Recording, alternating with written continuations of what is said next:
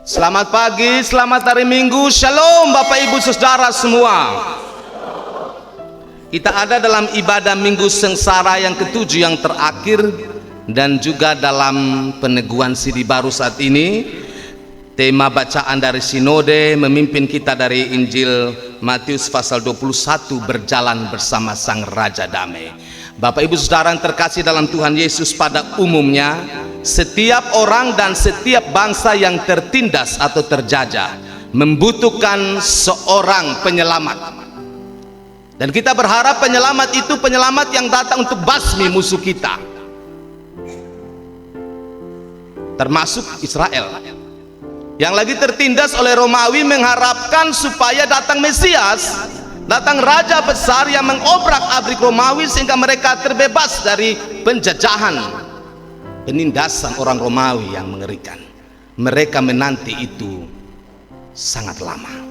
Dan tiba-tiba di hadapan mereka tampillah seorang tukang kayu dari Nazaret yang membuat mujizat, yang melakukan hal luar biasa. Pasti dia ini Mesias, apalagi dia datang dari keturunan Daud. Maka kita harus menobatkan dia sebagai raja.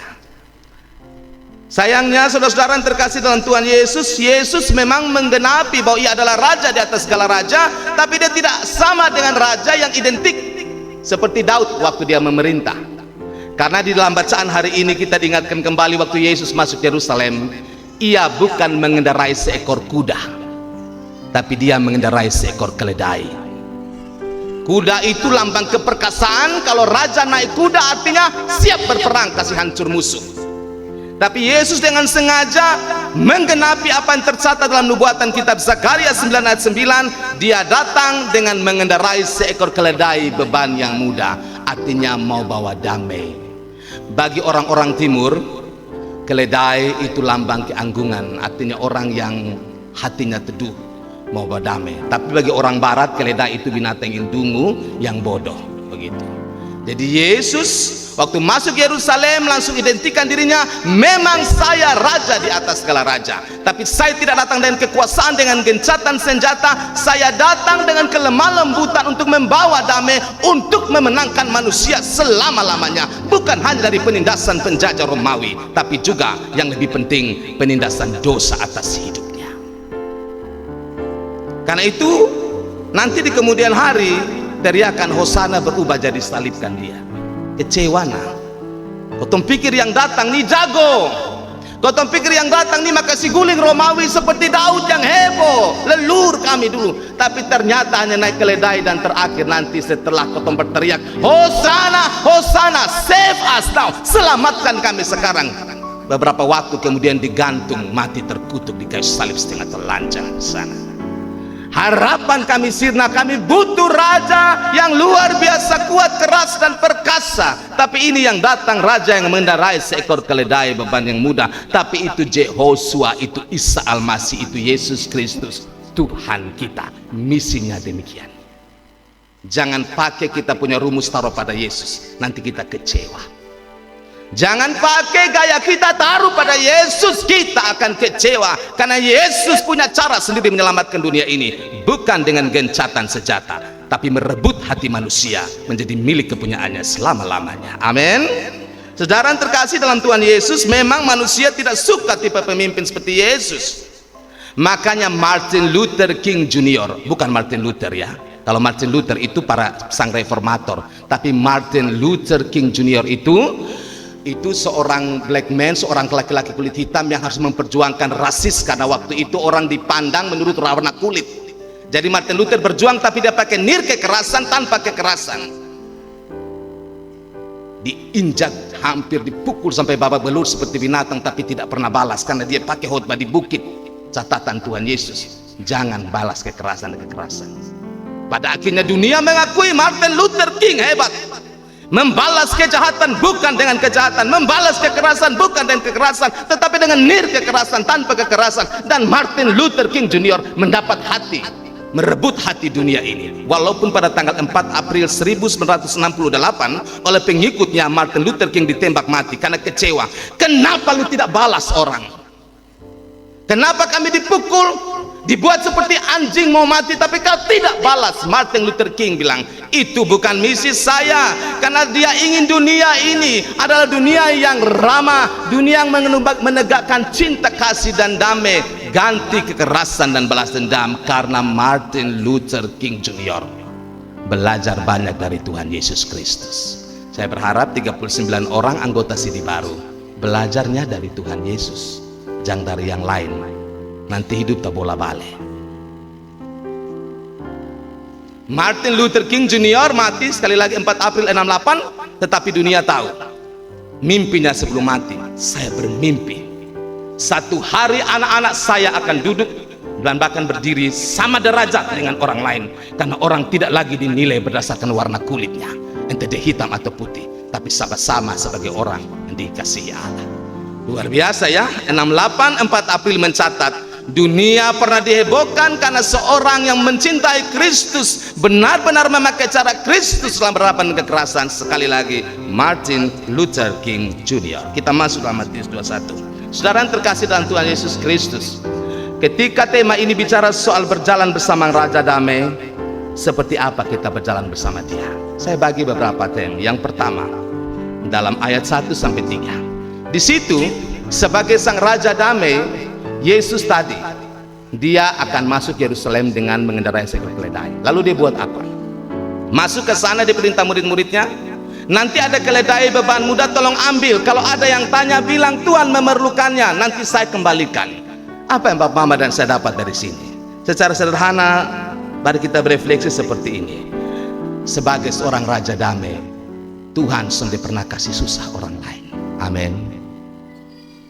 Sebagai Raja Damai, Tuhan mempersiapkan kedatangannya sendiri dengan cara, jangan pikir macam-macam tentang aku.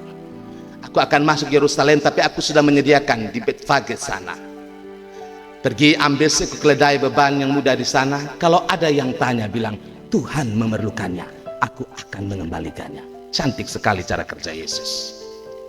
Raja Damai tidak pernah merampok. Raja Damai tidak pernah menyusahkan. Raja Damai mempersiapkan segala sesuatu dengan baik, karena dia tahu bahwa dia datang untuk membawa sukacita dan damai sejahtera bagi dunia ini. Kalau ada keledai beban muda, ambil. Kalau ada orang tanya, Tuhan memerlukannya. Tuhan perlu apa? Seekor keledai. Tidak muluk-muluk. Yang punya sorga, yang punya dunia, hanya butuh seekor keledai untuk memasuki Yerusalem. Artinya sang Raja Damai kasih tahu Bapak Ibu saudara-saudara dan saya, tidak ada pribadi, tidak ada orang, tidak ada sebuah suku bangsa di dunia ini yang terlalu hina, yang tidak bisa dipakai oleh Tuhan. Amin. Keledai dia pakai, 39 orang anak Tuhan pakai untuk menjadi muridnya. Kita pandang rendah keledai, kenapa bukan kuda sehingga kau tampak maco, kau tampak hebat di sana. Kau pilih keledai karena Tuhan mau kasih tahu kekuasaan yang mutlak pada akhirnya. Bicara soal kekuasaan Tuhan, bukan kekuasaan dunia yang mudah sirna dan lupakan manusia selama-lamanya. Pemimpin-pemimpin dunia muncul dan tenggelam puluhan tahun. Nama mereka hebat, setelah itu dilupakan, menjadi catatan berdebu dalam sejarah dunia.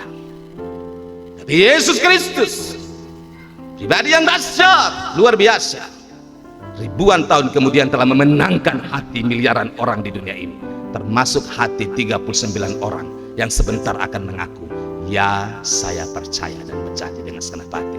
Saya harus bilang ini, tepuk tangan untuk Tuhan Yesus Kristus dong. Saya memerlukannya, kata Yesus, nanti saya mengembalikannya. Ini saya hanya dapatin kalimat 2 kata, memerlukan, mengembalikan, tapi terlalu dalam. Banyak orang hanya ambil, beta perlu, setelah itu lupa. Soalnya kasih kembali. Benar atau benar? Kalau mau perlu datangnya cepat-cepat, mau perlu, setelah itu lupa.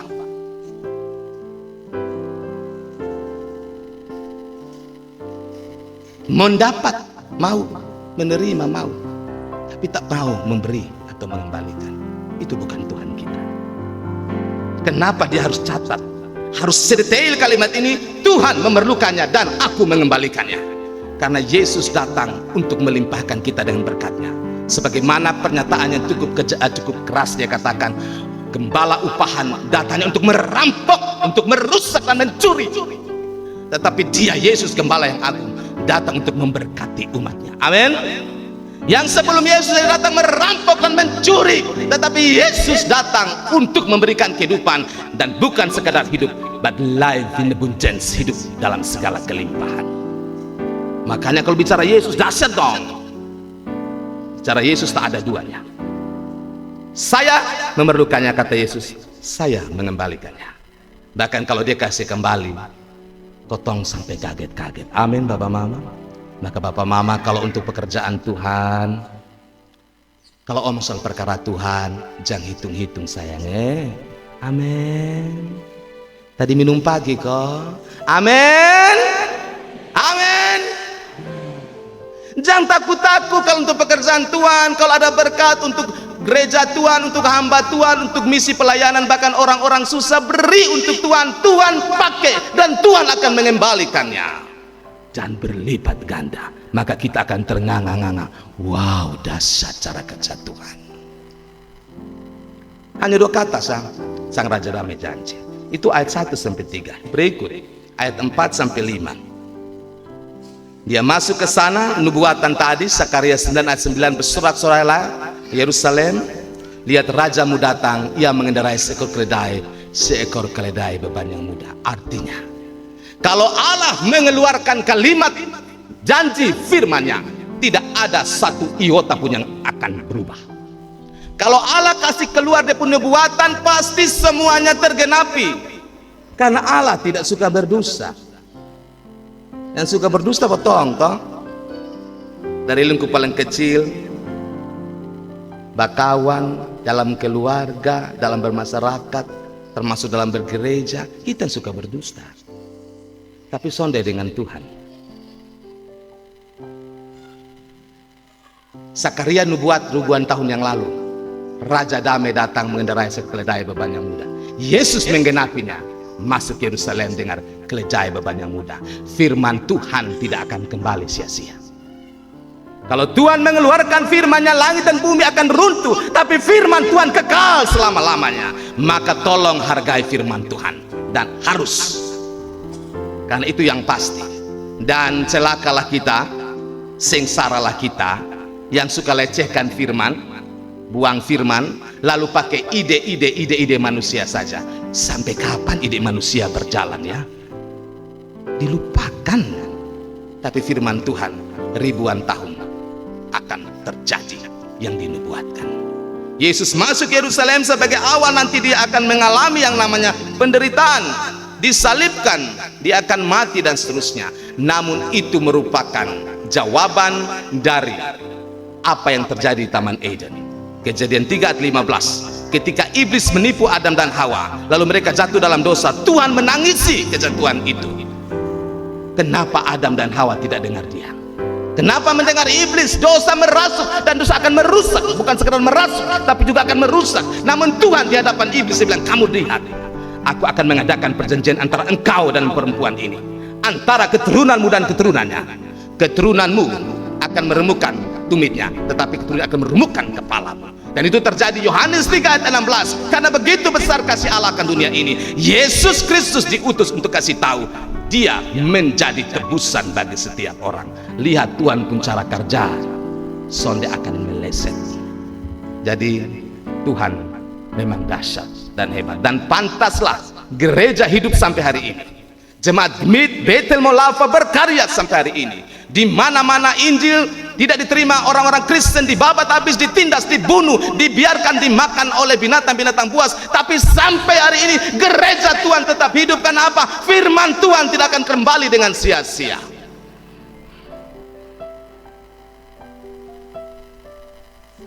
Karena firman Tuhan punya kekuatan yang dahsyat. Bagian yang berikutnya, ayat 4 sampai dengan ayatnya yang kelima.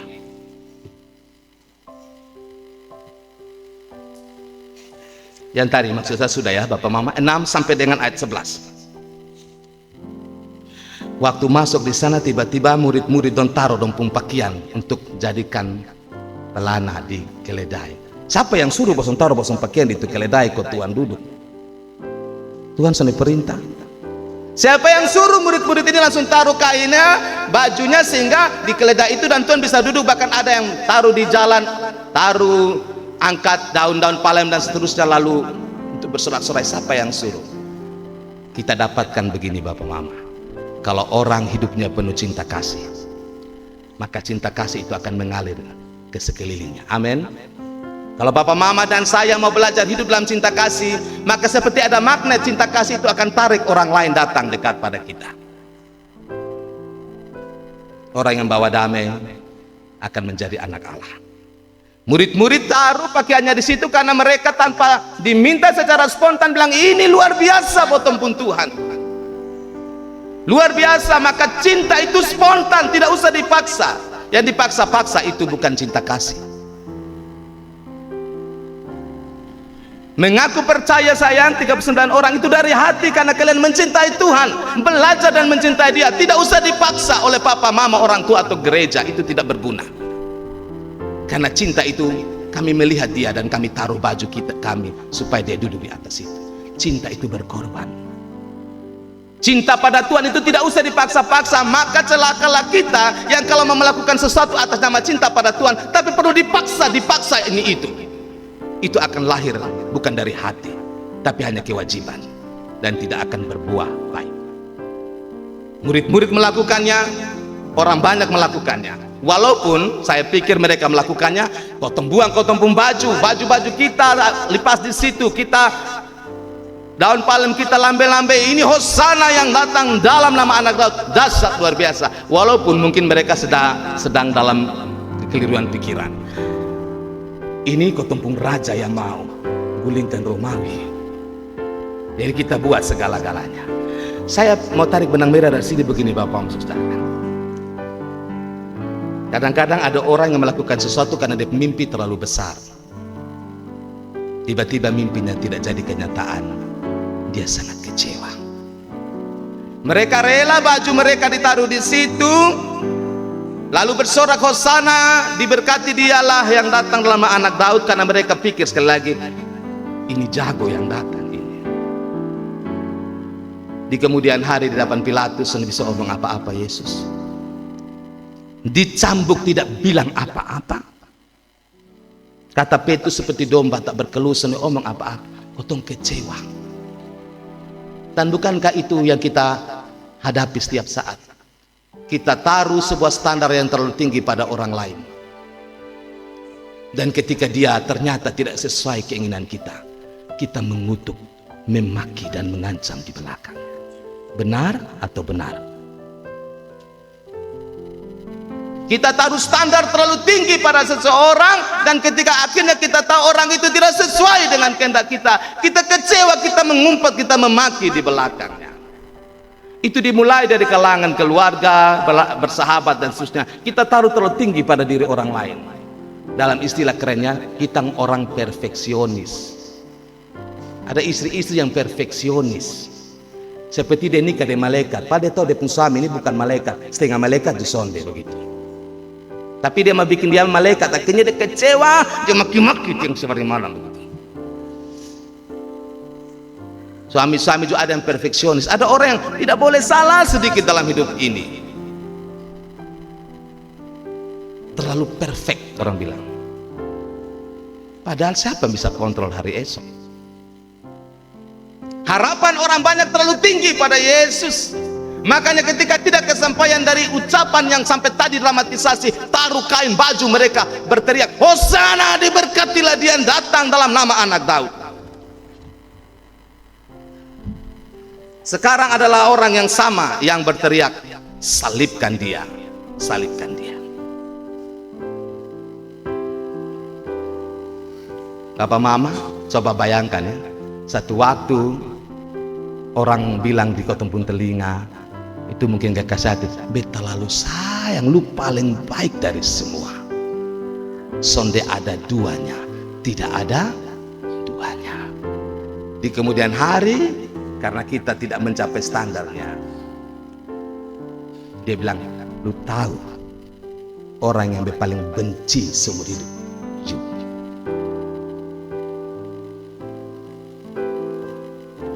Tapi apakah Yesus hancur karena semua itu? Apakah Yesus hancur karena hinaan itu Bapak Mama? Tidak. Alkitab menunjukkan kasih-Nya tidak berubah. Kasih Yesus tetap sama. Kita hina Dia, Dia tetap menjadi juru selamat kita. Kita lecehkan Dia, bahkan gantung di atas kayu salib, Dia tetap menjadi Tuhan kita. Hari ini ke-39 orang anak akan bilang, Yesus saya percaya dan berjanji padamu, Dia jadi juru selamat kita. Kita berdoa, Tuhan tolong. Tapi kalau kemudian hari ada juga dari mulut yang sama, bibir yang sama yang bilang, terkutuklah dia, beta sudah mau percaya dia lagi. Yesus tetap sama saya. Satu waktu Petrus bilang, saya rela mati untuk kamu. Biar mereka semua lari meninggalkan kamu, saya tidak akan meninggalkan kamu. Saya rela mati untuk kamu. Yesus ada di situ. Tapi di kemudian hari ketika dia bilang, beta tidak kenal itu orang, terkutuklah dia. Yesus melihat dia, kata Injil, dengan mata yang penuh belas kasihan dan membawa dia dalam sebuah kenyataan dan pertanyaan, Simon, apakah kau mengasihi aku? 3 kali, apakah kau mengasihi aku? Saudara lihat cara kerja Yesus. Hinaan, cacian, bahkan kutukan tidak mengubah kasih dan belas kasihannya. Tidak merubah integritas Yesus untuk merangkul dan menolong kita. Karena itu, ketika teriakan-teriakan itu terjadi, orang banyak, kota itu jadi gempar. Lalu ayat 11 bilang begini, dan orang banyak itu menyahut, inilah Nabi Yesus dari Nazaret di Galilea. Ini pernyataan yang dahsyat ya. Ini Nabi Yesus dari Nazaret di Galilea. Tetapi saudara, Yesus lebih dari seorang nabi. Kedatangannya ke Yerusalem bukan saja untuk menunjukkan bahwa dia menjadi raja atas segala raja, tetapi dalam catatan sejarah pernah terjadi pada tahun 157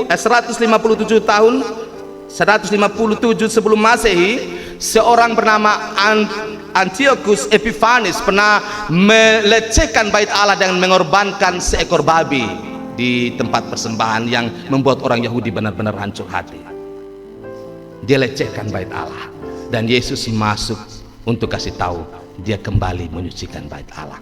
Hati Yesus terluka ketika bait Allah yang adalah milik Tuhan, personifikasi dari gambaran Tuhan, dilecehkan oleh orang yang tidak mengenal Tuhan. Jadi Yesus masuk ke sana hanya untuk kasih tahu, apapun yang dunia perlakukan untuk menista kehormatan Allah, Allah punya cara untuk mengembalikan kehormatan itu. Amin. Apapun yang dunia ini lakukan untuk mempermalukan kekristenan, Tuhan Yesus punya cara untuk menunjukkan kasih kuasa dan namanya yang dahsyat di atas segala nama, sehingga Alkitab bilang di dalam namanya saja segala lutut akan bertelut dan semua lidah akan mengaku Yesus Kristus itu Tuhan. Karena itu Yesus bukan sekedar nabi yang hanya mengajarkan sesuatu, tapi dia mau menjadi juru selamat. Dia bukan sekedar guru selamat. Kalau guru selamat hanya ajar soal jalan keselamatan, tetapi dia adalah juru selamat. 39 anakku, sadarilah, kalian bukan sekedar ikut guru selamat. Kalau guru selamat sampai ke Kotempung Guru dong, hanya ajar. Sampai ke Farisi, ahli Taurat, itu benar, hanya ajar tentang Taurat Tuhan. Tapi Yesus more than that, lebih dari itu. Dia bukan sekedar mengajarkan soal keselamatan, tetapi dia bilang dengan lantang dan dengan berani, karena iman dan karena dia punya integritas. Akulah jalan dan kebenaran dan hidup. Barang siapa yang mau datang kepada Bapa harus melalui Yesus. Amin. Jadi dia bukan sekedar guru selamat, dia itu juru selamat. C.S. Lewis setelah dia bertobat mengatakan begini, jangan omong kosong bilang Yesus itu hanya sekedar guru saja. Jangan bilang dia hanya sekedar orang kampung dari Nazaret, tapi itu urusan kita, kata C.S. Lewis. Kamu bisa bilang dia orang gila dari Nazaret, mengaku juru selamat, atau tukang kayu kampungan dari sana, atau guru moral saja. Tetapi C.S. Lewis bilang jangan berhenti dengan semua omong kosong itu, karena Yesus lebih daripada itu. Atau kamu akan bertelut di kakinya dan menyadari dialah juru selamat. Jadi jangan terlalu omong kosong, hanya bilang Yesus hanya sekedar oh nabi, Oh, dia hanya pakar bicara keselamatan. Oh, ide-idenya tentang kekristenan dahsyat luar biasa dia. Lewis bilang, berhenti dengan omong kosong itu. Yang benar adalah kau berlutut, melihat padanya, dan menyadari dialah juru selamat kita. Dia lebih daripada itu. Karena itu sebagai sang Raja Damai, Yesus melakukan ini untuk saudara dan saya. Yesus bukan datang dengan dia punya tahta kerajaan, tetapi dia datang dengan cara lembut untuk bertahta di hati saudara dan saya. Itu pertama yang diperbuat Raja Damai. Dia bukan datang bawa dia pun tahta kerajaan dari sana, tapi dia datang dengan cara yang paling lembut untuk bertahta di hati saudara dan saya selama-lamanya. Yesus datang bawa damai, bukan bawa perang, karena itu naik keledai, bukan kuda. Yesus datang untuk mengasihi, bukan untuk menghancurkan. Catat itu baik-baik, karena banyak orang Kristen salah berpikir tentang Yesus. Mereka berpikir Yesus lebih suka potong binasa, Yesus lebih suka menghukum dan melihat kita terkapar berdarah-darah. Itu bukan Yesus yang ada di Injil. Dia membenci dosamu, yes, tetapi diri kita dia mau rangkul. Lebih daripada ingin kita binasa, Yesus mau menyucikan dan menolong kita. Yesus datang untuk menolong, bukan untuk menghakimi. Yesus datang untuk menunjukkan bahwa ia punya kuasa di sorga dan di dunia, tetapi dengan jalan kerendahan hati. Itulah jalan satu-satunya untuk merebut hati manusia. Bersyukurlah kita punya Raja Damai, dan lebih bersyukur biarkanlah dia bertahta di hati kita selama-lamanya. Amin.